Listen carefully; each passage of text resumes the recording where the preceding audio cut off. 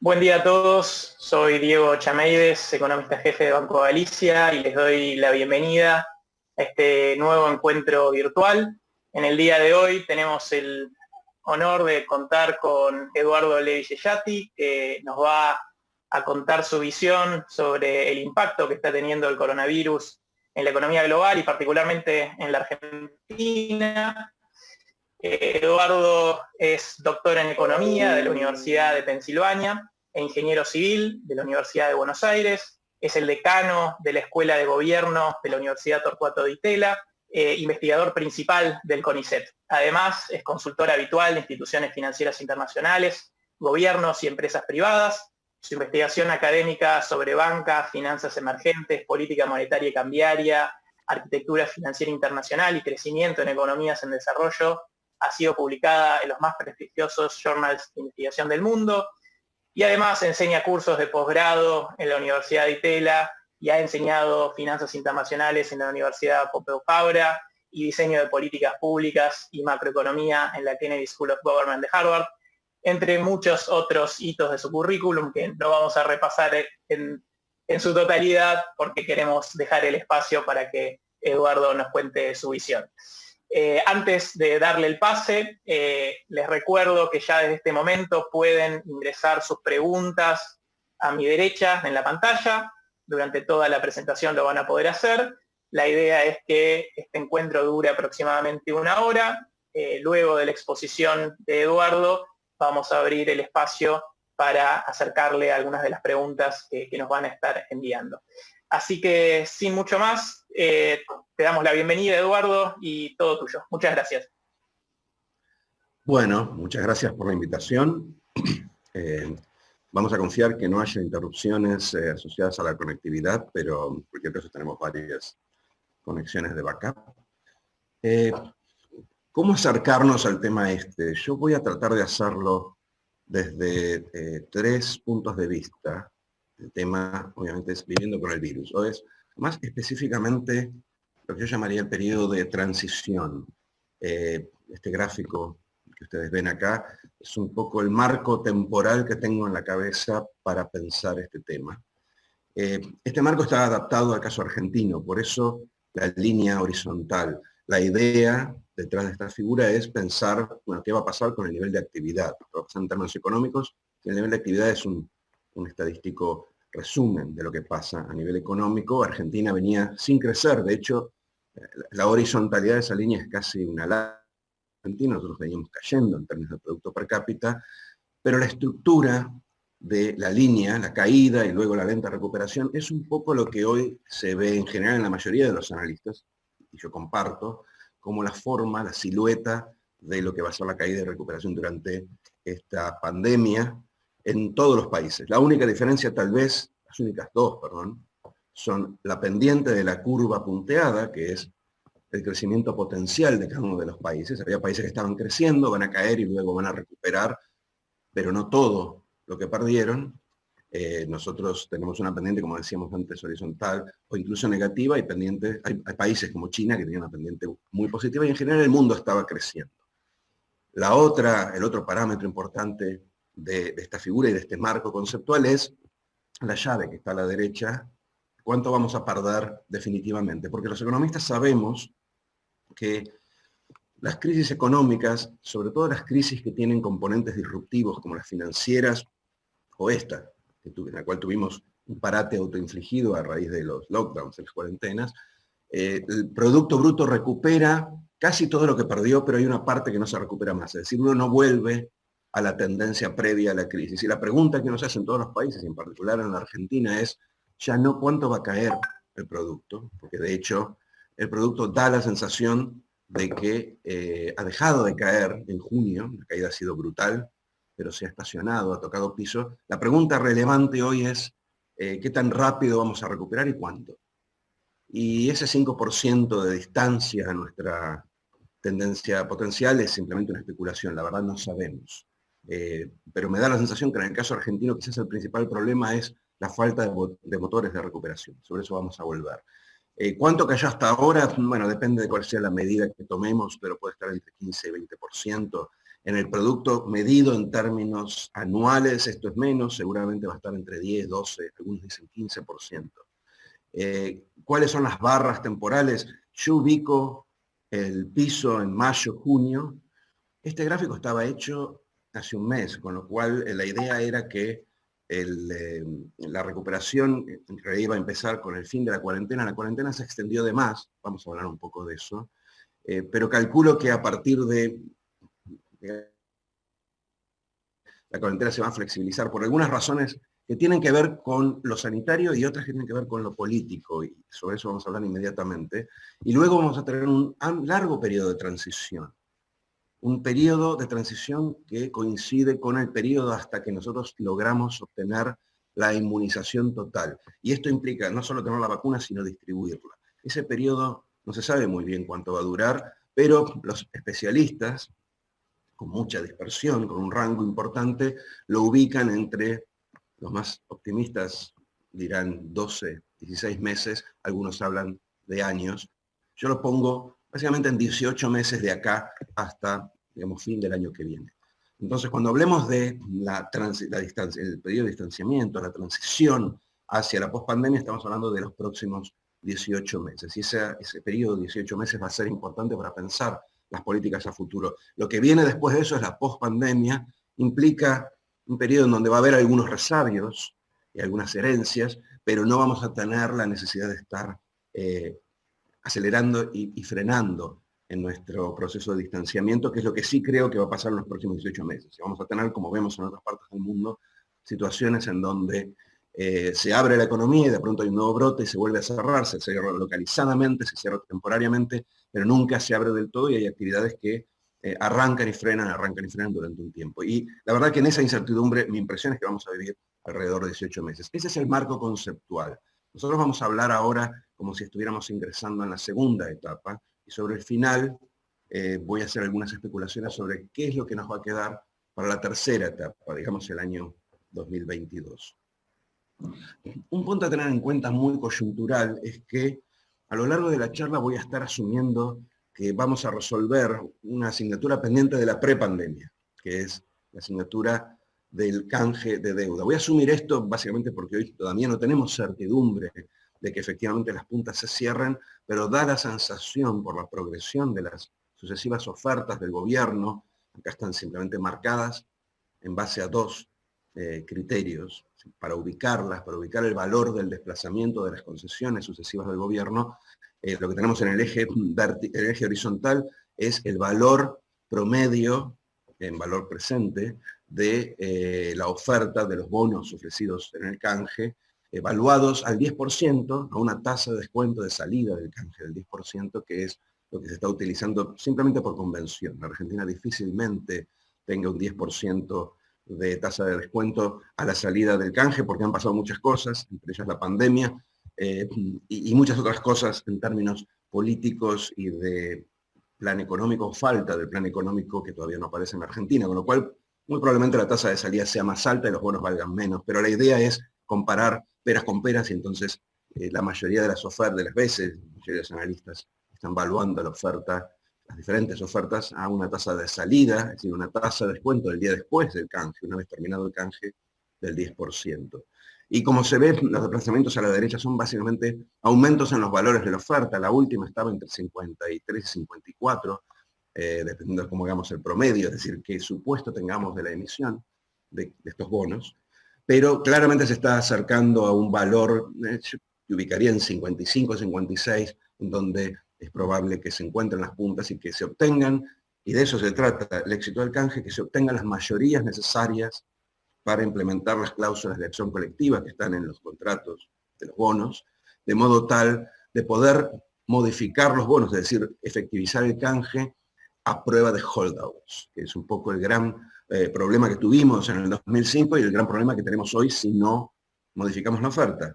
Hay aceptación, pero por menos de lo necesario para modificar los bonos, y entonces efectivamente va a haber gente litigando, juicios, y vamos a empezar a hablar de una jueza en la heredera de Grisa en Nueva York, que ya nos está dando dolores de cabeza con otros juicios aún más viejos. En el eje vertical estamos básicamente mostrando una aproximación de lo que sería la ganancia, el alivio de deuda, es decir, cuánto menos deberíamos pagar si aceptaran el canje. Deberíamos, me refiero al Tesoro. Esta progresión yo creo que en algún punto se va a cerrar, y lo quiero hacer corto simplemente para explicar por qué.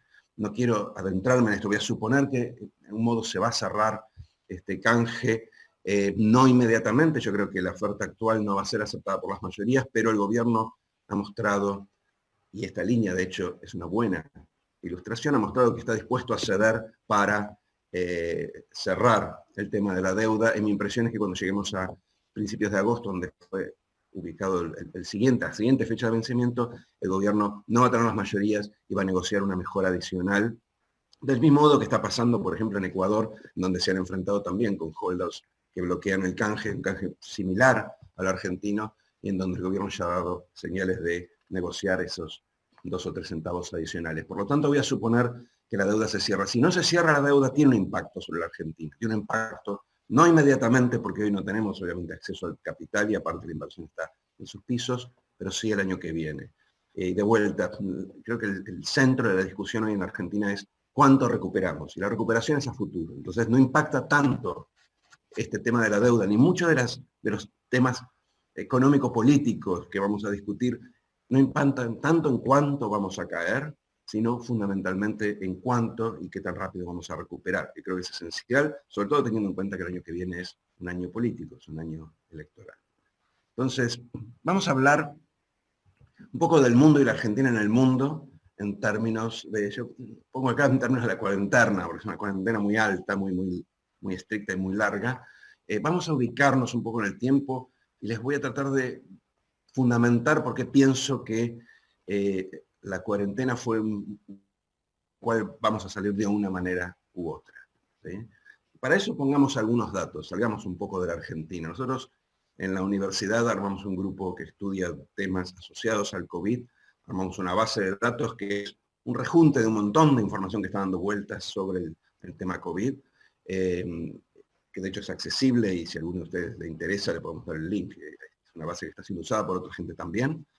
Y en base a esa base hicimos algunos análisis y este en particular lo que intenta es precisamente mostrar por qué no podemos decretar la realidad, por qué la cuarentena en Argentina, sobre todo la última, nació muerta, entre comillas, si se quiere, e incluso por qué tiene algunos efectos, yo diría, contraproducentes. Y déjenme, sin más preámbulos, mostrar los datos. Estos datos, ¿qué me están mostrando? Bueno, primero, si uno mira los dos gráficos de barra, los gráficos me muestran básicamente el nivel de dureza, stringency, el índice de dureza. El Stringency Index es un índice que elabora la Universidad de Oxford, en donde mide esencialmente la dureza oficial, la dureza de jure, la dureza de las medidas anunciadas. Qué cosas se permiten, qué cosas no, cuántas actividades están restringidas, qué tipo de cosas se pueden hacer y qué no. Y en función de eso elabora un índice que es cualitativo y que cuantifican de alguna forma arbitraria y me dicen cuáles cuarentenas o cuáles medidas contra la pandemia son más duras, y lo mira a lo largo del tiempo, con lo cual uno ve la evolución de esa dureza. Y vamos a usar las dos dimensiones, la dimensión a través de los países y la dimensión a través del tiempo.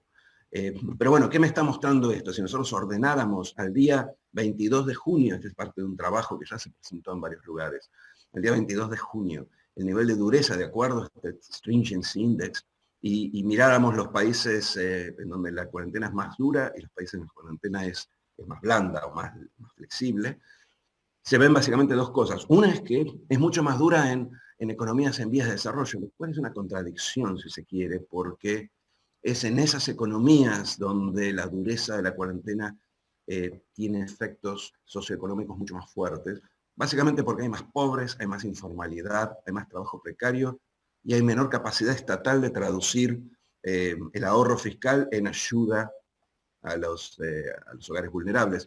Y simplemente para salir de la Argentina, el caso más típico en Latinoamérica es el de Perú, un país que puede hoy, está de hecho emitiendo a tasas muy bajas en el mercado internacional y que tiene acceso a financiamiento a muy bajo costo financiero del Fondo Monetario, es decir, le sobra dinero y aún así no logra llevar ese dinero en forma de apoyo a los hogares vulnerables, que en Perú son muchos, y entonces tienen que recaer en cuarentenas muy estrictas, combinadas con un costo social muy fuerte que hace que la gente en algún momento se rebele, y ese es un punto que vamos a hacer a futuro. ¿Se rebele cómo? No cumpliendo la cuarentena.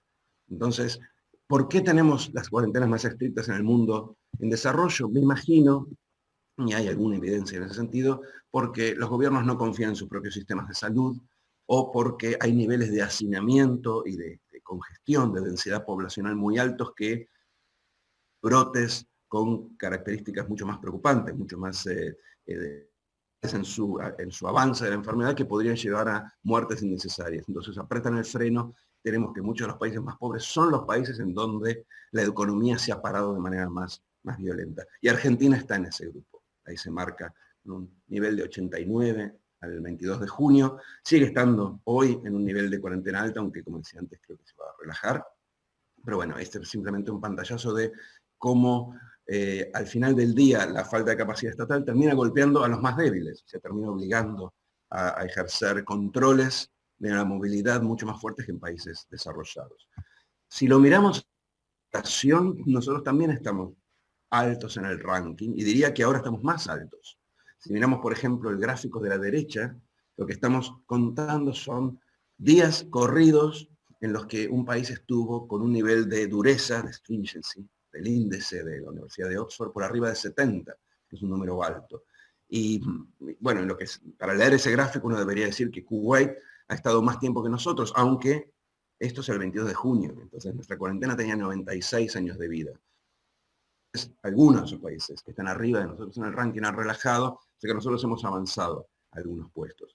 Punto de vuelta es que los países más desarrollados, y fíjense en el gráfico, en el cuadro de la izquierda, han tenido cuarentenas, en algunos casos duras, pero breves, las han usado para capacitarse, para prepararse, para frenar un poco al inicio la circulación del virus, pero luego han abrazado una suerte de distanciamiento social, transición con intermitencias, que nosotros todavía no nos animamos a abrazar, que creo que se viene, pero que todavía está postergado, suspendido. Hay un punto que es interesante remarcar de las cuarentenas y que las hace particularmente contraproducentes en términos de la circulación del virus en países donde efectivamente hay mucha pobreza y hacinamiento, y que tiene que ver con esta correlación que estoy mostrando acá, que es, estos son puntos, les voy a decir que son estos puntos, pero es una correlación negativa entre la movilidad del trabajo y llamémosla la movilidad del perro, o la movilidad del almacén, la movilidad de cercanías. Si uno mira país por país, y ahí está Argentina marcada, está cerca de la línea que de alguna forma resume la relación entre estas dos variables, si uno mira país por país, lo que ves que en los países en donde la cuarentena, la movilidad al trabajo ha sido más reducida, ha aumentado la movilidad barrial. Entonces lo que se ve en la práctica es que parte de la restricción a la movilidad se diluye con movilidades de otro tipo, de ir al almacén, de pasear el perro, de visitar amigos. No sé qué es lo que efectivamente está capturando esa movilidad de facto, que se mide, como ustedes saben, a través del movimiento de los celulares, pero efectivamente en la Argentina vamos menos al trabajo, pero vamos más a otros lados.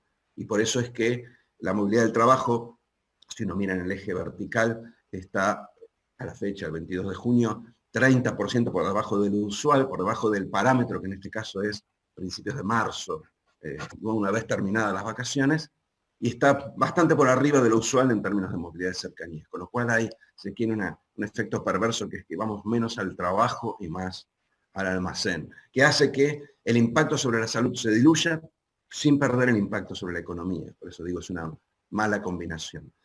Este es el gráfico central, o estos dos, son los gráficos centrales de este trabajo y de lo que quiero mostrarles. Y por qué pienso que a la larga la última cuarentena, no digo que estuvo mal, es algo muy debatible, creo que fue innecesaria o inefectiva en términos de lo que se esperaba.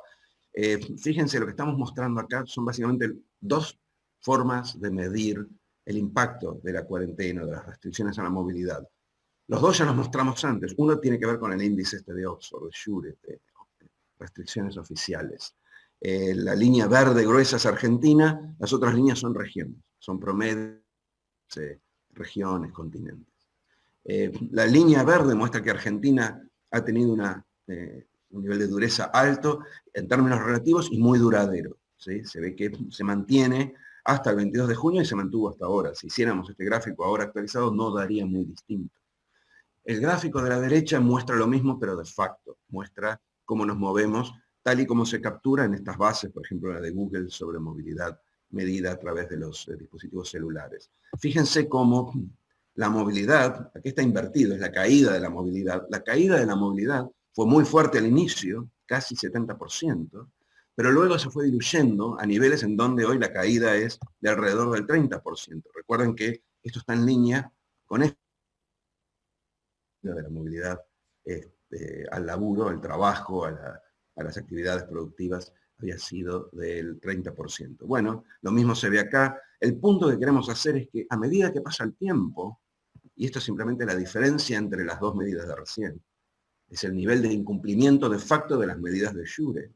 A medida que pasa el tiempo, los efectos de la cuarentena se diluyen y cada vez se incumple más o se cumple menos. La caída de la línea verde, implica cuánto se incumple, ¿sí? La diferencia entre la restricción de Jure y la restricción de facto, ¿sí? Y como se ve en el caso argentino, el incumplimiento ha venido cayendo de manera estable, sigue cayendo. Y si uno mirara la última, el efecto inmediato de la última fase de la cuarentena, vería que el impacto sobre la movilidad fue marginal, ¿sí? Al haber vuelto a la cuarentena fase 1, la movilidad cayó 8%, 10%, muy poco. Entonces este es un poco el punto, no tiene mucho sentido seguir insistiendo con una medida que ya, por varias razones, algunas ya las mencioné, cuestiones socioeconómicas, cuestiones básicas, como que uno le pida que se quede en la casa a un hogar, a una familia que no tiene baño en la casa, o que le pida que no salga a trabajar a un trabajador precarizado que no tiene ningún ingreso más que si llega el ingreso del IFE, que son 10.000 pesos por mes. En fin, hay una serie de cuestiones, una cuestión, si se quiere, también psicológica. La gente ya no se banca más en las casas. Lo cierto es que en los datos se ve claramente ha sido muy menguante y tal vez, precisamente por eso, la última cuarentena ha sido redundante, poco efectiva en términos de movilidad, pero lamentablemente muy efectiva en términos de depresión de la actividad económica. El peor de los mundos, el peor de las dos combinaciones. ¿Okay? ¿Qué va a pasar de ahora en más? ¿Y cuál es el punto que, si se quiere, domina el dilema o el problema que yo creo domina los próximos 6 meses? Nos vamos acercando un poco más al periodo de transición. Ahora que, como decía antes, pienso que casi diría inevitablemente vamos a pasar a algo que está más en línea con lo que se ve en otros países, que son procesos de flexibilización intermitente. Lo que va a pasar de facto es que cuando abramos, si es que abrimos, y hay muchas señales de que eso va a ocurrir de manera selectiva a partir del día 17, lo que va a pasar es que van a aparecer seguramente más casos, y en algunos casos va a haber saturación de hospitales, y entonces posiblemente en ese lugar, por un periodo transitorio, se va a apretar un freno más localizado, que luego se va a levantar cuando la curva vuelva a estar estabilizada. Es decir, creo que pasamos a una situación de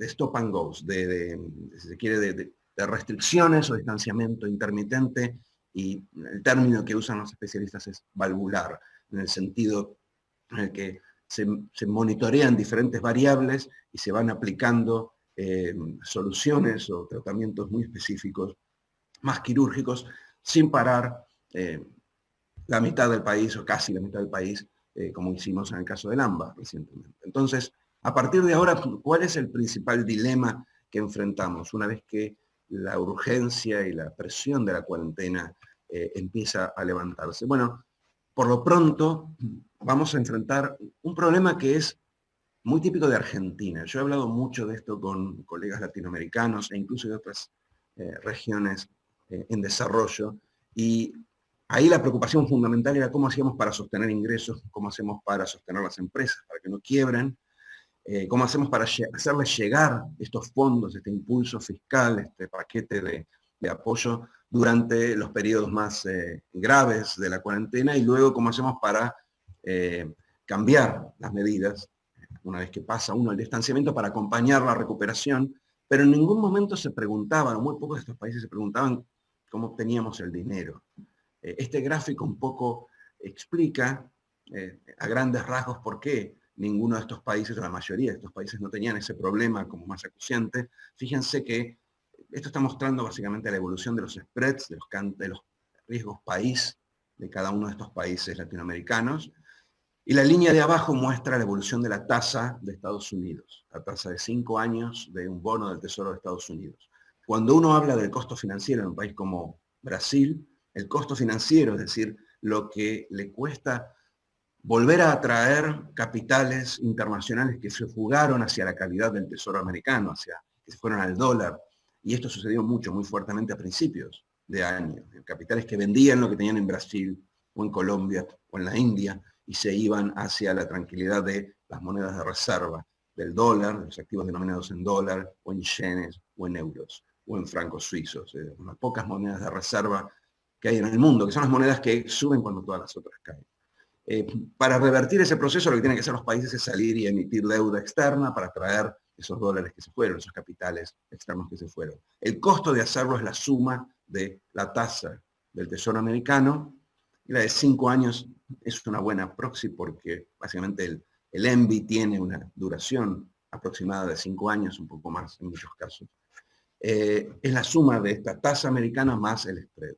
Y lo que sucedió durante este año, si miramos y comparamos con la pre-crisis, es que si bien es cierto que los spreads subieron y se ve la suba, sobre todo al inicio de la lucha contra la cuarentena, ahora esto está bajando, de hecho, fíjense que todas las curvas están descendiendo hacia el final, pero hubo una suba importante en la mayoría de los casos, esa suba se compensó en parte con la caída de la tasa americana, que básicamente la fuga hacia los bonos americanos hace que esos bonos suban de valor, baje su tasa, y esto se vio acompañado a su vez por una política monetaria expansiva de baja. Entonces, al final del día, países como Perú, Chile, Colombia, pudieron emitir a niveles, a costos financieros no muy distintos de los que tenían el año pasado, con lo cual pudieron efectivamente sumar munición fiscal para dar cuenta de todo este periodo, tanto el periodo de cuarentena como el periodo siguiente. Argentina no está en este grupo. ¿Sí? Argentina sabemos que no tiene acceso al mercado internacional, tiene muy pocos ahorros, venía de una crisis prolongada, entonces tiene un problema de financiamiento del impulso fiscal, lo que Perú financia a una tasa del 2-3%, Chile lo mismo, Brasil un poco más caro, y con emisiones de 5, 10 años, incluso más. ¿Qué los países desarrollados hacen a una tasa a veces negativa, una tasa cero, para simplificar?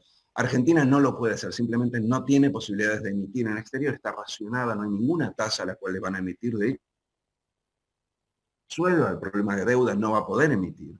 Y entonces queda de alguna forma atrapada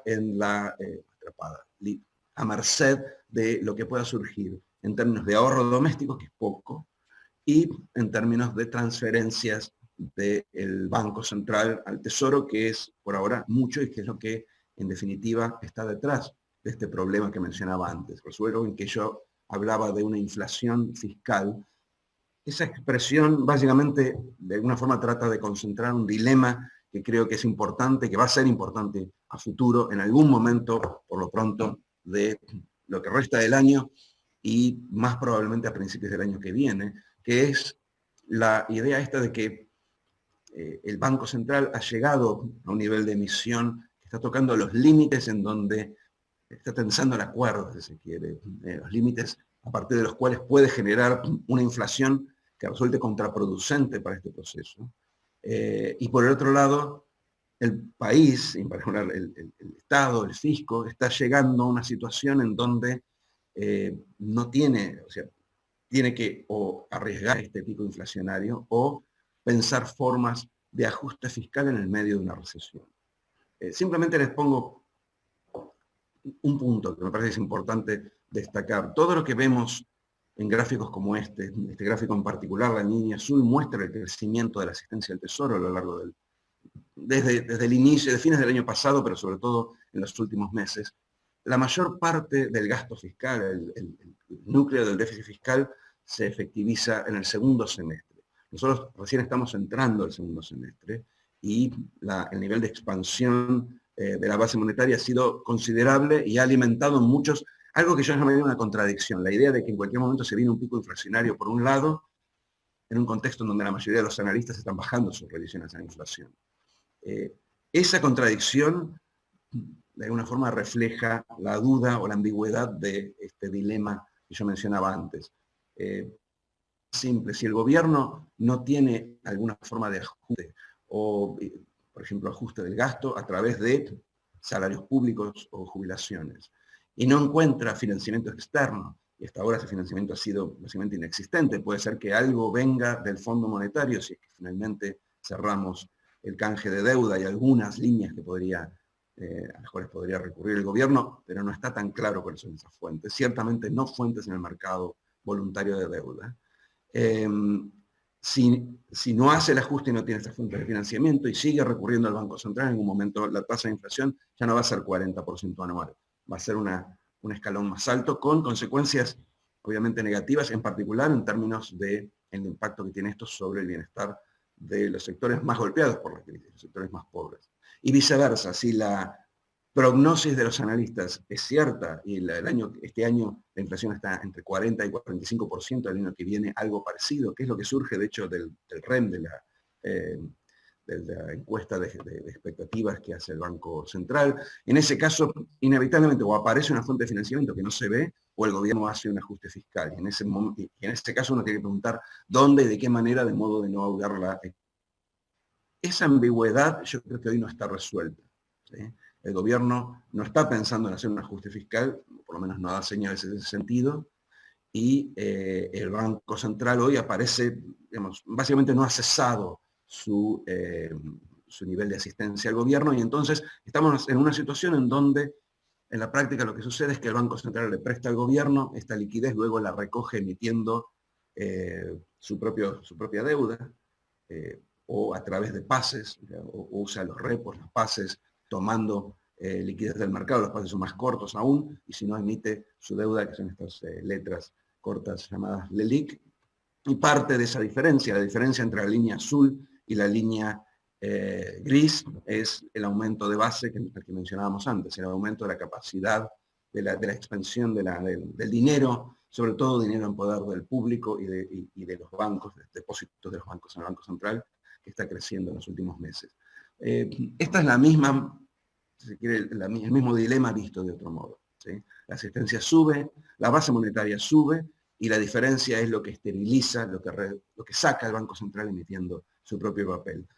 Fíjense que la base A sube, hay un punto en donde la emisión del Banco Central de sus papeles tiene un tope, hay un momento en donde este fronting, que es el banco, va a acabar porque el costo financiero, el costo cuasi fiscal de emitir estos papeles aumenta, y la pregunta es, ¿qué hace el gobierno? ¿De dónde saca el dinero? Y si no saca el dinero, ¿cómo reasigna el gasto para priorizar básicamente los que son los dos objetivos principales de este periodo de 18 meses en el cual estamos entrando? Sostener o ayudar de alguna forma a los golpeados, en términos de ingresos, a los golpeados por la crisis, y por el otro lado, acompañar al sector privado en su recuperación. La idea es que haya menos quiebras, que las empresas sigan operando. Nosotros estamos hoy en un filo en donde básicamente hay muchas empresas decidiendo si cierran o si continúan. Y el apoyo y las señales fiscales en ese punto, en esa instancia, son esenciales. Entonces, enfrentamos esta disyuntiva. ¿Por qué esto no se ha manifestado todavía en inflación? Ayer salió el número del INDEC de 2,2%. Es un número más alto de lo que se esperaba, pero es un número bajo. Sobre todo desde la perspectiva de los que ven estos números del Banco Central y dicen esto solo puede terminar en un episodio. Algunos hablan de hiperinflación, lo dudo mucho, pero todos hablan de una inflación más alta. Como digo, hay como una disonancia cognitiva ahí, ¿no? Si efectivamente se viene una inflación más alta, bueno, entonces las proyecciones de los analistas no están reflejando eso. ¿Por qué hoy no tenemos la inflación? Ahí hay varias respuestas, yo les voy a dar algunas. Algunas son más anecdóticas o coyunturales y otras tienen que ver con cuestiones económicas, cuestiones asociadas a la demanda de dinero. El segundo grupo, las asociadas a la demanda de dinero, se ilustra en este gráfico que les voy a decir ahora que muestra. En el gráfico, ustedes saben que la idea básica de la ecuación monetaria, del monetarismo más clásico y diría más rudimentario, es que si nada cambia y yo meto más dinero en la economía, ese dinero se distribuye en la misma dada cantidad de transacciones, en una cantidad de compras, y si las compras están fijas y hay más dinero, al dividirlas, el dinero por la cantidad de compras o transacciones, cada transacción tiene asociado un precio más alto. Entonces de ahí la idea de que si uno emite y nada más pasa, eso va tarde o temprano a inflación.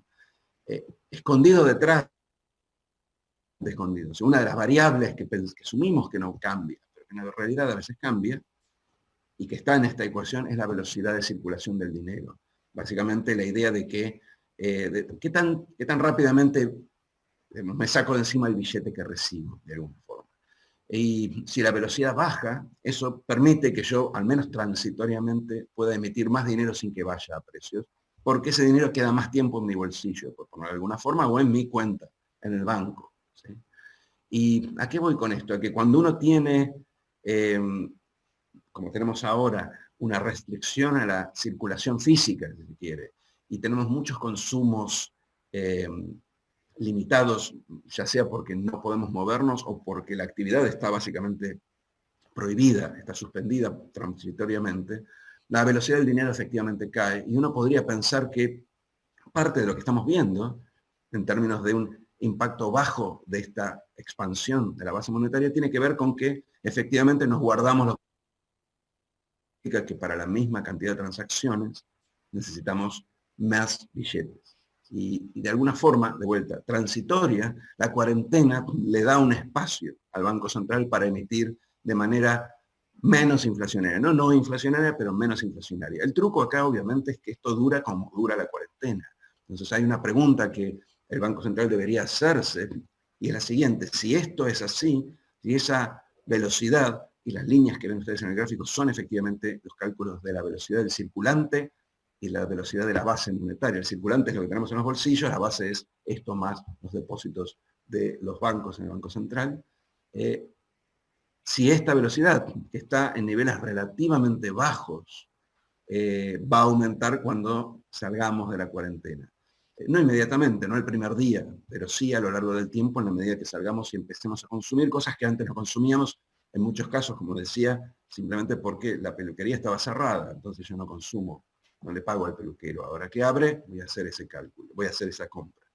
El punto a hacer acá, desde el punto de vista de esta relación entre la necesidad de financiar al fisco en la emergencia y la inflación, es que probablemente estemos siendo beneficiados por esta cuarentena en términos de inflación, y entonces al levantar la cuarentena, parte de lo que ya le dio el Banco Central al fisco, de lo que ya emitió el Banco Central, debería retraerse. Entonces no solo no tenemos más espacio futuro, sino que en los primeros meses deberíamos contrarrestar este beneficio transitorio y reducir la emisión. Es un problema a tener en cuenta si efectivamente abrimos como creo que vamos a hacerlo. El segundo problema, se quiere más anecdótico, los segundos aspectos que inciden sobre la falta de, o la baja inflación, tienen que ver con cuestiones más argentinas, si se quiere, con anclas transitorias que el gobierno ha impuesto y que impactan sobre la inflación de manera obviamente transitoria, porque son precios que se retrasan. Empezando por el dólar, que está subiendo relativamente poco, el oficial, obviamente, que es el que efectivamente incide sobre la inflación. Ahí suele haber una confusión entre si el dólar paralelo o el blue, o el dólar digamos, ilegal, si se quiere, impacta sobre los precios, o es el dólar oficial el que impacta. Mi impresión, y yo lo he sostenido esto hace años, incluso en el año 2015, donde esta discusión era muy intensa, es que es el oficial el que impacta, y en la medida que el gobierno pueda mantener el dólar oficial más o menos calmo, y lo está logrando, eso tiene un impacto sobre la inflación, retrasa un poco el ajuste inflacionario. Pero después hay otros precios que están parados. Nosotros tenemos 1.840 precios máximos que inciden sobre la medición del INDEC. Nadie sabe muy bien cómo, pero inciden sobre todo porque son precios de alimentos y bebidas que salen muy recurrentemente y el INDEC cuando muestra, hace la muestra, cuando se calcula cuáles son los precios que va a medir, mide los que más salen. Entonces hay una alta incidencia de estos precios en el rubro de alimentos y bebidas. Tenemos obviamente las tarifas congeladas, las tarifas, todos esos precios administrados, regulados, tienen una incidencia importante del IPC. Y después tenemos situaciones raras. Ustedes saben que hay actividades que hoy no existen. ¿Cómo mido yo el precio de la peluquería? Si la peluquería hoy se supone que no actúa, no está liberada, no es esencial. Podríamos medirlo en algún lugar del país donde esto todavía, donde la fase fuese más flexible e imputar ese nivel, esa variación de precios a las variaciones de precios en el AMBA. Pero lo cierto es que en general es muy imprecisa la medición, sobre todo porque el INDEC en abril y en mayo, y un poco menos en junio, midió la mayor parte de los precios que generalmente mide presencialmente con un inspector en el lugar, lo midió a través de la nube, lo midió online, por una sencilla razón, que es que en la cuarentena los inspectores no estaban habilitados para ir y medir. Entonces, si uno mira el reporte del INDEC que salió ayer, tiene una tabla en donde dice la cantidad de productos que se han medido presencialmente y cuáles no se han medido presencialmente, y en abril y mayo la inmensa mayoría, digamos 80, 90%, se midieron de manera remota, es decir, se midieron a través de scrapping online o de listas aportadas por los comercios, y ahora, en la medición de junio, esto está más 40-60, está más cerca del 50-50. ¿Pero a qué voy con todo esto? A que la inflación que estamos midiendo difícilmente sea la inflación que estamos viviendo. Y eso pasa en otros países. Mencionando de medición que tiene el INDEC, las tienen todos los otros países que tienen problemas asociados a la movilidad laboral. Y de hecho hay estándares que se están desarrollando con la ayuda de la Oficina Estadística del Fondo sobre cómo hacer para medir la inflación cuando no se puede salir a medir.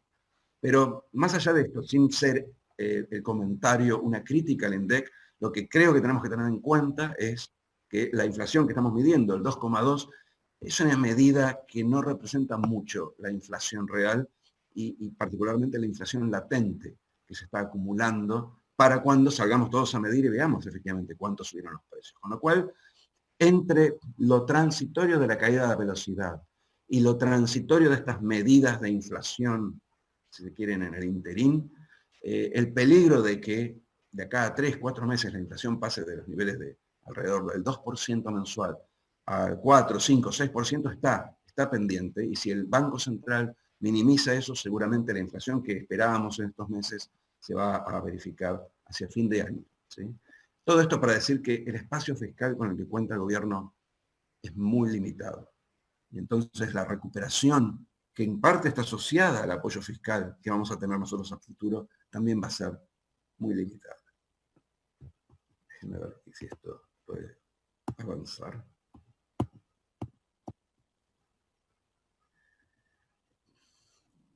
¿Qué podemos decir a la luz de todo esto que venimos mencionando antes de nuestra pipa? Recuerden que empezamos con un gráfico que yo llamé la pipa argentina. La pipa es esta figura, esta silueta a la cual la mayoría de los analistas están asimilando la caída y recuperación asociadas a la pandemia. Bueno, ¿qué podemos decir de la pipa argentina?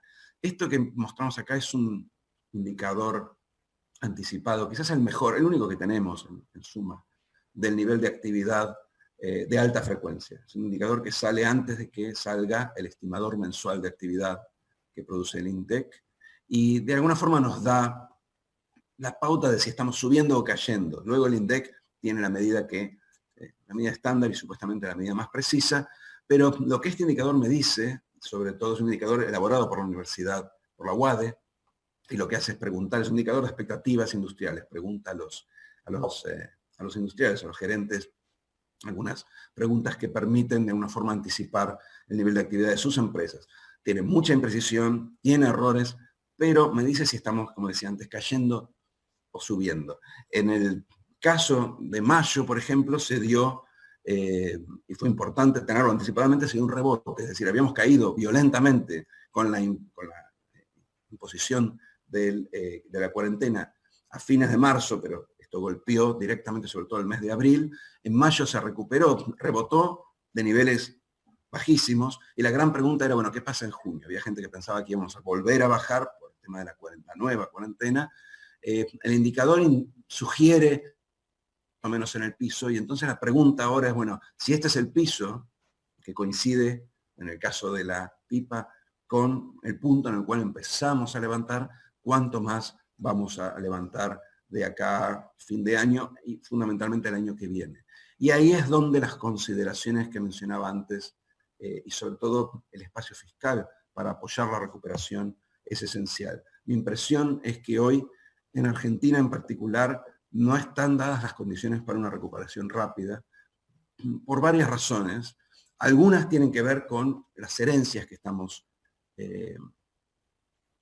construyendo. Ustedes se preguntarán, ¿de qué depende la pérdida definitiva, la pérdida final que uno tiene a lo largo del ciclo? La distancia esa que yo mencionaba del 5%, que en Argentina puede ser aún mayor, entre dónde deberíamos haber estado tendencialmente sin la pandemia y dónde vamos a terminar una vez que terminemos el proceso de recuperación. Esa distancia, que es la pérdida definitiva, la pérdida irrecuperable asociada a una crisis, depende de muchas cosas, pero en particular depende de dos: de la destrucción de capital humano y de la destrucción de capital físico, capital empresarial. Básicamente el tamaño del nivel del desempleo, en realidad la caída del empleo y de ese desempleo que destruye capital humano porque le cuesta más al trabajador luego reinsertarse en el mercado laboral, eso por un lado, y la destrucción de empresas por el otro, es decir, las quiebras. De ahí que el apoyo fiscal sea tan importante, que deba ser selectivo, porque no hay suficientes recursos, pero que sea tan importante para garantizar que esa distancia entre lo que habríamos sido y dónde vamos a acabar la menor posible.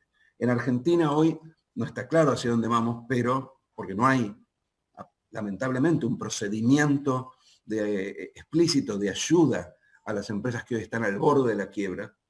Y mientras estoy hablando y dándoles esta presentación, hay empresarios que están diciendo cerrar en Argentina. Como no hay un procedimiento claro y no hay tampoco dinero suficiente para atender esa red de seguridad, es probable que tengamos en los próximos meses el reflejo de todos estos meses de aguante, largos meses de cuarentena, donde estas pequeñas y medianas empresas estuvieron aguantando con ahorros propios, y que hoy, en vistas de una recuperación incierta, muchas de ellas van a decidir tirar la toalla. Eso está pasando. Lo que vemos acá es simplemente un reflejo en datos de lo que estoy contando, pero ustedes seguramente conocen, tienen experiencia anecdótica, evidencia anecdótica de que esto está pasando en amigos, en gente conocida. La tasa de morosidad es básicamente las empresas que hoy han dejado de pagar sus deudas financieras. Eso es un dato que recoge el Banco Central. Lo que me está diciendo es cuántas de estas empresas están a tiro de una ejecución por falta de pago, ¿sí? Mi impresión es que esta herencia, la de la quiebra de empresas, que es algo que se va acumulando y que va a seguir, por más que nosotros flexibilicemos, va a ser alta y va a ser quizás el principal determinante, junto con la caída del empleo, de una recuperación que va a ser muy parcial, lamentablemente. Yo querría ser más optimista, pero veo una pérdida importante de producto potencial en el caso argentino. Vamos a terminar por debajo de lo que ya era una tendencia bastante pobre, ¿sí? Estos son algunos números. Estos están basados básicamente en la última previsión del Fondo Monetario sobre el crecimiento. Estoy seleccionando países, 3 países desarrollados, 3 países de la región, y lo que se ve es que nuestra caída, a priori, desde el punto de vista del Fondo Monetario al menos, nuestra caída adicional, es decir, la diferencia entre lo que pensaba el mundo que iba a ser el crecimiento argentino a fines del año pasado y lo que piensa ahora, es parecida a la de otros países, no es particularmente grande. Sí, por eso puse penúltima revisión, sí creo que la caída en Argentina va a ser mayor al 10% que pone el fondo. De hecho, esta es mi tabla de proyecciones y no voy a entrar a discutir cada una de estas líneas, pero si ven la última revisión que hice pone el crecimiento de este año entre 11 y 12, pero la caída de este año entre 11 y 12%. ¿Sí? Yo voy a cerrar acá, pero porque quiero escuchar un poco las preguntas, y bueno, se me está haciendo el tiempo, pero no sé, antes plantearles que después de todo esto, después de todo este recorrido, cuando tengamos la vacuna y estemos inmunizados y podamos repensar cómo reconstruir, vamos a tener herencias que todavía, que ni siquiera mencioné acá en la transición, y solo las quiero listar, quiero simplemente mencionarlas porque cada uno de estos exige un amplio debate, exige reformas, exige leyes y exige consensos. Y la Argentina, lamentablemente, es muy difícil que vaya a tener consensos. Yo soy muy pesimista en relación a la polarización política que vamos a enfrentar el año que viene. Entonces, son herencias que van a ser difíciles de resolver. Como digo, las listo. Primero, seguro que en la pandemia, en la pospandemia, en el 2022, vamos a tener menos empleo. No sé si más desempleo, porque el desempleo mide una cosa muy específica, que es la gente que busca y no encuentra. Y la realidad es que mucha de esta gente simplemente va a dejar de buscar. Entonces vamos a tener menos empleo por habitante. El empleo por habitante es una medida de lo que producimos por habitante. Entonces, no solo vamos a tener más precarización laboral, sino que vamos a tener, y más pobreza y desigualdad, sino que vamos a tener menos productos, en la medida que no pongamos a nuestra gente a trabajar. Requiere mucha regulación, requiere un regímenes nuevos, sobre todo un régimen del trabajador independiente, que ha sido la gran víctima de esta crisis. Y como decía antes, requiere consensos que son difíciles de lograr. Menor empleo, el tema del empleo va a ser central en los próximos años. Y es un tema generalmente poco tratado, es un tema poco ganchero y poco tratado en la Argentina. Vamos a tener menor stock de capital, eso yo lo mencioné, hay destrucción de capital, nuestra tasa de inversión es muy baja, no hay condiciones de inversión en Argentina, en el sentido de que los discursos de los gobiernos y el contexto macroeconómico son muy nocivos para el empresario que quiere hundir capital en la Argentina. Si a eso sumamos que hoy la política está apuntando al stock de capital como fuente de financiamiento fiscal, estamos hablando de impuesto al patrimonio, impuesto a la riqueza, aumentaron impuestos a los bienes personales, eso hace que el inversor trate de hacer negocios y de operar con la menor cantidad de capital hundido en el país. E incluso hay empresas que están reduciendo operaciones en la Argentina y ampliando operaciones en el exterior. Esa combinación claramente lleva a un nivel de producto potencial más bajo y esa es la realidad hoy. Si no se revierte, Argentina va a tener posiblemente un producto potencial que siga cayendo, como en los últimos años. Obviamente va a haber más pobreza y sobre todo más dualidad social. Fíjense lo interesante del apoyo fiscal en estos meses. Tenemos por un lado empleados públicos, jubilados y asalariados formales de convenio recibiendo algún tipo de ayuda estatal, ya sea porque les pagan el sueldo, las jubilaciones, o porque a través del ATP le pagan parte del sueldo al asalariado. Y después tenemos un 50% de la fuerza laboral, independiente, informal, que va a la cola del IFE, porque no hay nada en el medio, y es el 50%. El nivel de dualidad de nuestro mercado laboral va a marcar a futuro la dualidad de la distribución de la riqueza, ¿sí? Y hoy se ve muy claramente los que están adentro del sistema formal y los que están afuera. Y lamentablemente en los países de Latinoamérica, en Argentina en particular, eso es 50 y 50, si no más, en algunos países incluso el 60% de outsiders, si se quiere, del mercado laboral. Eso es algo que el día después, cuando nos levantemos con la vacuna, vamos a tener que lidiar con ese problema. Y después hay obviamente varios temas globales en los cuales Argentina va a tener que analizar para repensarse a futuro. Uno de ellos es obviamente el comercio, que creo que va a cambiar sustancialmente después de la pandemia.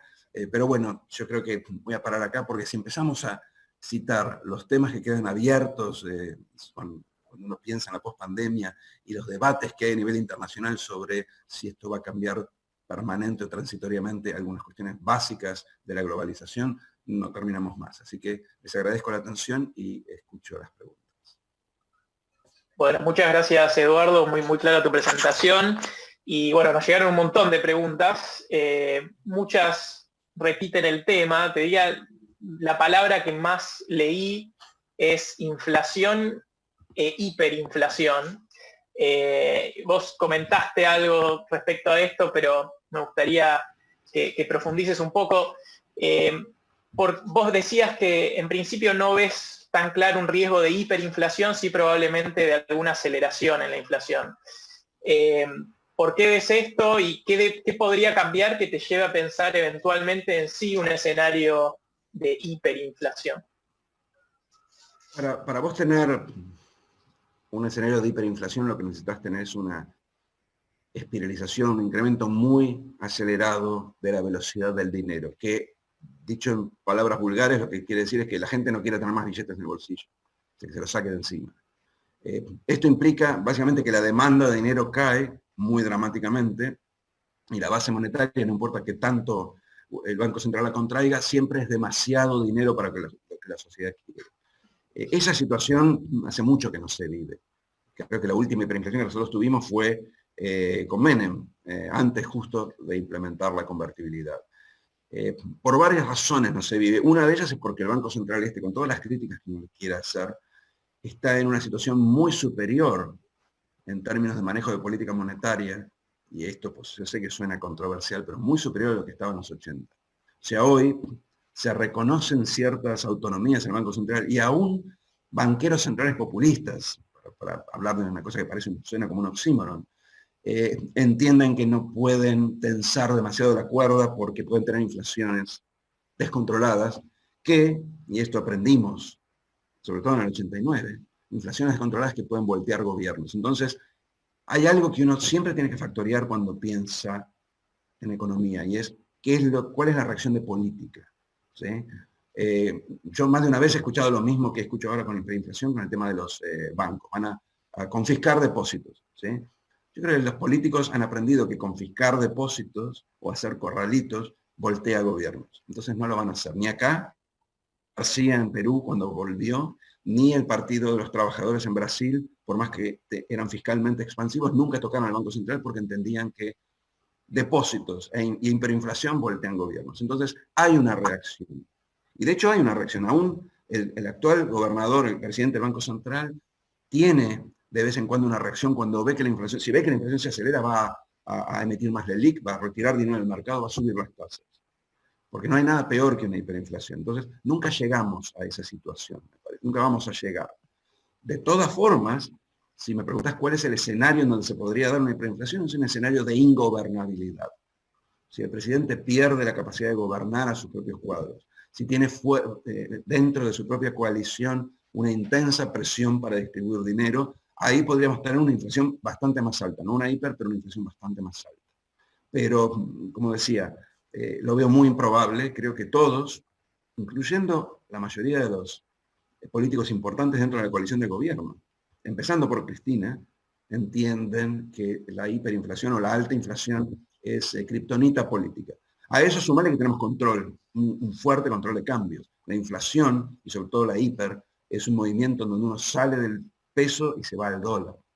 Y hoy no se puede ir al dólar, con lo cual hay muchas salvaguardas que hacen que la hiper sea más bien un debate bizantino, académico.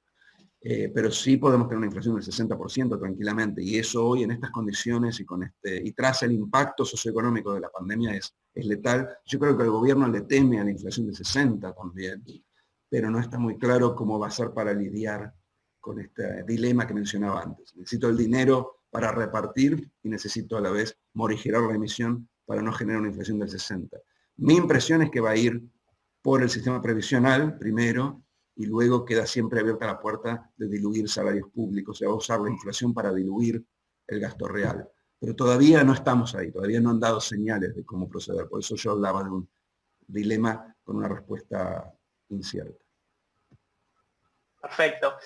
Me das el pie justo para hacerte otra pregunta que también se repite bastante, que tiene que ver con el dólar y con este control de cambios que tenemos hoy. Varios preguntan cómo ves el dólar a fin de año, y alguno dice si no convendría sincerar el precio del dólar, liberar el cepo, y si eso no podría traer un poco más de aire a la economía. Yo voy a hacer lo mismo que le dije a Macri y a su equipo en el 2015. O sea, los precios miran el oficial. Si yo libero el dólar oficial, voy a tener inflación. Se va a ir a precios.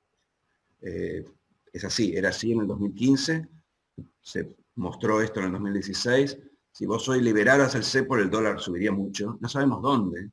Y ojo, no es un tema de competitividad, es básicamente el dólar financiero, el dólar como activo financiero, no el dólar como precio relativo. O sea, los dólares, el dólar en realidad son como dos cosas. O sea, yo creo que el nivel del dólar oficial hoy no es muy competitivo, pero no está tan mal. El nivel del dólar de equilibrio no es el dólar competitivo, es el dólar financiero, donde empieza a haber demanda especulativa, demanda de ahorros en dólares. Si liberas el cepo, el dólar puede subir muchísimo, la inflación va a subir y entonces la pregunta es ¿dónde se queda el dólar real? Es decir, ¿dónde termina esta carrera entre el dólar y la inflación? Y eso es difícil de precisar, así que no, hoy me parece que liberar el cepo sería poco menos que suicida. Ahora, dado que no lo van a hacer, y yo creo que va a haber cepo hasta fines de este gobierno, por lo menos, puede ser que se flexibilice parcialmente, pero no se va a liberar. No se va a liberar hasta que la Argentina no reacceda a los mercados internacionales, al menos. Hoy a Argentina no, le cuesta mucho conseguir dólares que no sean de comercio exterior. En ese contexto, el dólar a fin de año lo veo básicamente de donde lo quiera poner el Banco Central. Y mi impresión es que el Banco Central va a tratar, en la medida que la inflación no se acelere, va a tratar de seguir con la inflación. Entonces lo veo en donde lo ve la mayoría de la gente, cerca de 90. Pero el dólar oficial. ¿Sí? Ahora, si la inflación se acelera, en Argentina pasan estas cosas que están a contrapelo del mundo. Si la inflación se acelera, uno esperaría que el Banco Central acompañara con el dólar, pero lo más probable es que haga lo contrario, porque cuando la inflación se acelere, la presión política va a ser para ponerle un freno a la inflación, y eso en la Argentina lamentablemente siempre se tiende a hacer retrasando el dólar. Así que esperemos que la inflación no se acelere. Pero si ese es el caso, y si la inflación está en alrededor del 40 para todo el año, el dólar estará, sí, seguirá básicamente, estará en términos reales constante y estará alrededor del 90 hacia fin de año. El año que viene es más difícil, pero como no me preguntaste eso, no te lo voy a contestar. Muy bien, vamos a dejar eso para la próxima. Otras preguntas que también se repiten tienen que ver con el déficit primario, financiero, el cuasi fiscal. Preguntan, bueno, ¿en cuánto ves estos déficits? Y también cómo pensás que se pueden ir achicando, ¿no? ¿Viste recién alguna pista respecto a licuación de gasto o ajuste licuación también de jubilaciones, ¿no? de gasto previsional? Por el lado de ingresos también te consultan sobre este impuesto a la riqueza, y si esto es algo que puede, digamos, permanecer en el tiempo. ¿Cómo ves la presión tributaria y particularmente este tipo de impuestos que se están proponiendo? Mira, son dos preguntas. La primera, ¿cómo ajustar? Yo creo que hay espacio para ajustar por el gasto y creo que lo están considerando. A mí me tocó hablar el lunes, al final salió en los días y no sabía que era tan importante eso, pero me tocó hablar en la comisión. Hay una comisión en el Senado que está estudiando la ley de movilidad. El chiste de porque pensaba que no era tan importante es porque me imagino que nada se va a hacer este año. Se está pensando recién el año que viene. ¿Qué implica? Que durante este año el gobierno va a ajustar la movilidad previsional de modo que en alguna medida más o menos explícita va a ser uno de los, si se quiere, de los márgenes de ajuste fiscal, ¿sí? Porque se van a diluir. Ciertamente se le va a dar menos que en la fórmula original, pero la idea es que se va a diluir un poco, se va a pagar lo que se puede. Y de hecho en la discusión en la comisión sobre la ley de movilidad había un consenso entre diferentes partidos e incluso había una persona, estaba el secretario de Política Tributaria, que también enfatizaron el tema de la sostenibilidad fiscal. Creo que la idea, que es buena, de hecho, la idea de enfatizar la sostenibilidad fiscal cuando uno mira el sistema previsional es una manera, un eufemismo por decir, tenemos que ajustar ahí porque no tenemos ningún otro lugar donde ajustar. Y un poco me parece que van en esa dirección. Obviamente hay un costo político y ahí el trade-off, el dilema es, bueno, ¿cuánto estoy dispuesto a pagar políticamente para pagar menos en términos fiscales? Pero me parece que por ahí viene un poco la asignación de recursos. También va a haber, me imagino, una reducción del salario real de los empleados públicos, que son quizás, por ahí accidentalmente, no es para hablar mal de los empleados públicos, que son los privilegiados de este gobierno, porque son los únicos que, casi los únicos, digamos, que sistemáticamente han tenido estabilidad no solo laboral, sino también salarial. Me imagino que la actualización de esos salarios, ahora en el segundo semestre se vienen las paritarias. Están el Ministerio de Trabajo conteniendo las paritarias, pero en un momento se tienen que ajustar, y las de los empleados públicos imagino que se van a ajustar menos que la inflación. Esos son los dos grandes ítems. También está todo lo que tiene que ver con inversión pública, pero eso ya no se puede recortar más realmente, ya se había recortado el año pasado.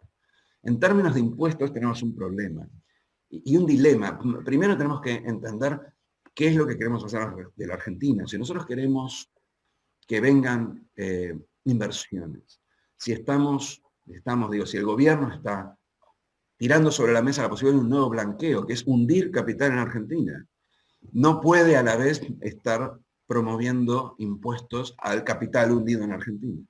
Es muy simple. Hay una disonancia ruidosa entre medidas del propio gobierno, ¿sí? O sea, el blanqueo implica que uno invierta en Argentina con alguna mínima certeza de lo que va a pasar con los impuestos a futuro. A mí me pareció muy curioso que volvieran sobre el tema del blanqueo porque, de hecho, ya retrotrajeron parte de las promesas asociadas al último blanqueo, aumentando las alícuotas de bienes personales, ni hablar de si prospera este impuesto a la riqueza, que creo que el gobierno, sobre todo Alberto Fernández, lo está frenando, tratando de diluir porque no está muy cómodo con la idea, pero tampoco quiere aparecer como que la está vetando y debilitarse hacia el interior de la coalición. Pero todo lo que sea impuestos al stock se riñe, está totalmente enfrentado con lo que yo creo que es la única estrategia de salida que te puede dar una recuperación más o menos dinámica, que es fomentar la inversión. Y aún si no hiciéramos ninguno de los impuestos al stock, sería muy difícil atraer inversiones a la Argentina ahora, después de lo que ya pasó. Entonces, me da la sensación de que impositivamente no solo va a recaudar muy poco, esos impuestos en las predicciones siempre subestiman la elasticidad de las personas, es decir, la capacidad de las personas de mover su stock o de diluirlo o meterlo en otros lados. Tanto acá como en Estados Unidos. En Estados Unidos la discusión del impuesto a la riqueza también subestima la elasticidad del stock. Y es Estados Unidos donde la gente quiere ir. Acá es mucho mayor. Entonces no solo no van a recaudar mucho, sino que es la peor señal para lo que en términos de recuperación, que es promover inversiones. Entonces, si me preguntás, yo creo que algunos de esos impuestos que están dando vueltas no van a prosperar. De hecho, no estoy seguro que vaya a haber eventualmente un impuesto a la riqueza.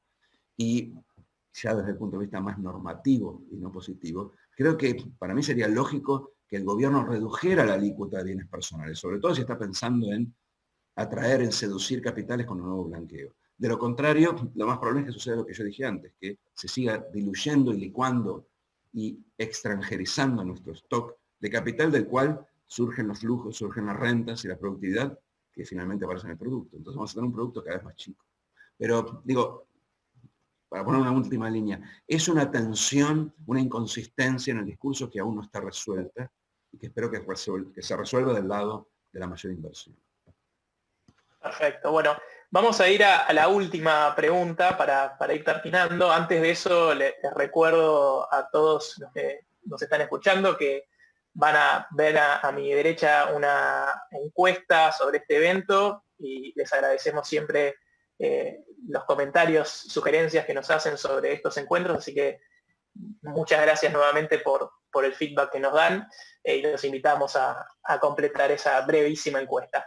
Yendo entonces a la última pregunta, que también tenemos varias sobre este mismo tema, sobre el tema de la deuda. Bueno, vos decías al principio que pensás que esto se cierra.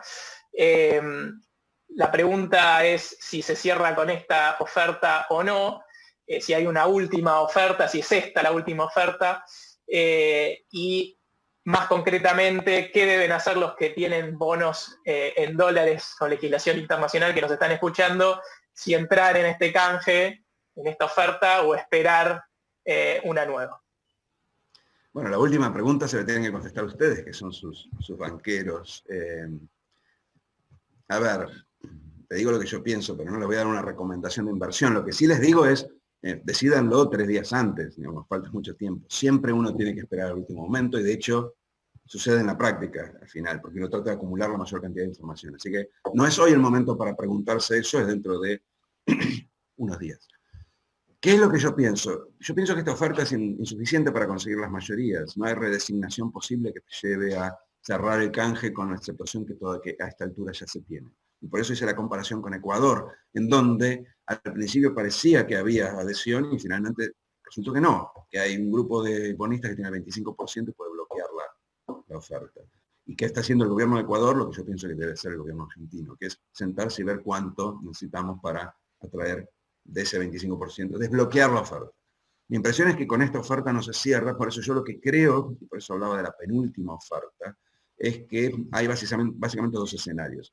Si esta fuera la última, lo más probable es que se cierre con una adhesión del 50% y tengamos holdouts y aceleraciones y litigios, o una nueva negociación dentro de un año, en donde se haga lo que debería hacerse ahora, que es tratar de atraer a los holdouts, a los que quedaron afuera, a alguna versión mejorada de esta oferta. Lo que creo que debería hacer el gobierno, y de hecho pienso que es lo más probable, es que en vez de esperar al año que viene a volver a negociar con esta gente que de otro modo va a ir a un litigio y probablemente lo gane. Recuerdo que acabamos de perder en Nueva York hace, no sé, menos de un mes, un litigio de bonistas del año 2005. O sea, la nueva jueza no es muy distinta. La justicia americana no depende tanto de la gente. La nueva jueza no va a fallar muy distinto que Grisa. Entonces, lo que yo creo que es el escenario base es uno en el cual el gobierno llega hacia fin de la fecha de la oferta, no consigue los umbrales. Recuerden que hay umbrales en la oferta que hacen que si no se consiguen se caiga, no consigue esos umbrales, la oferta se cae, no hay oferta a la cual revertir, y entonces se pone sobre la mesa una última oferta. Yo creo que puede pasar algo en esa dirección, porque creo que hoy ni siquiera deben tener la adhesión suficiente para cumplir con los umbrales mínimos de vigencia de la oferta.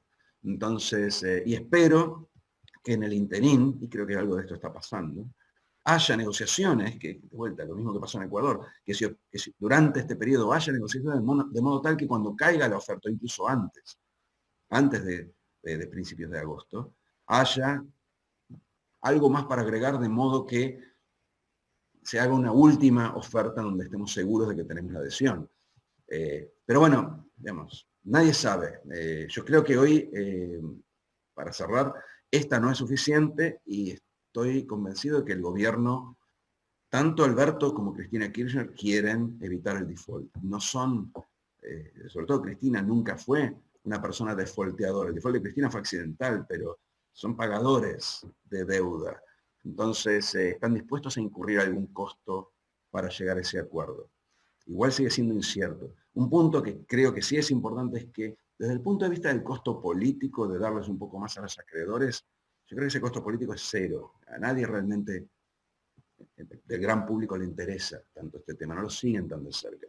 El costo es fiscal. Tiene que haber una oferta que en alguna medida sea al menos mínimamente realista.